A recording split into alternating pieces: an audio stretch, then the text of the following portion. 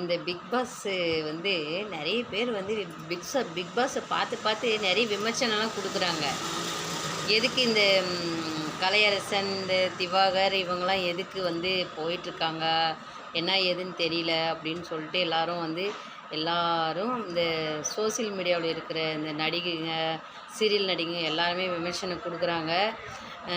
நான் வந்து என்ன சொல்கிறேன்னா, அங்கே உள்ளார போய் பார்த்தா தான் தெரியும் பிக் பாஸ்குள்ளார அவன் எப்படி வாழ்கிறான்ட்டு. பாவம் அந்த திவாகர்ன்றவர்லாம் ஏதோ மனசில் எதுவும் வச்சுக்காம ஏதோ சோசியல் மீடியாவில் என்ன தோணுதோ அதை பேசுகிறாரு. ஆனால் வந்து எந்த ஒரு தவறான விஷயத்துக்காகவும் பேசுகிறதில்ல. ஏதோ மனசில் என்ன தோணுதோ அதை பேசுகிறாரு போல்.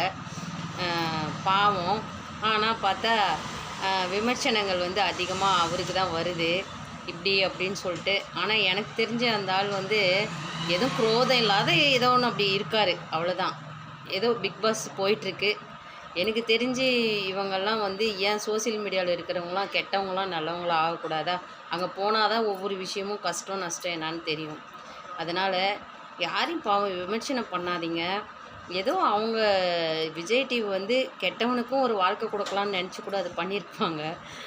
எனக்கு தெரிஞ்சு கஷ்டத்தையும் தெரிஞ்சு வாழ்கிறதுக்காக தான் அந்த விஜய் டிவி வந்து இவங்களுக்கெல்லாம் ஒரு வாழ்க்கை கொடுக்கறதுக்காகத்தான் தேர்ந்தெடுத்திருக்காங்கன்ட்டு நான் நினைக்கிறேன். தேங்க்யூ.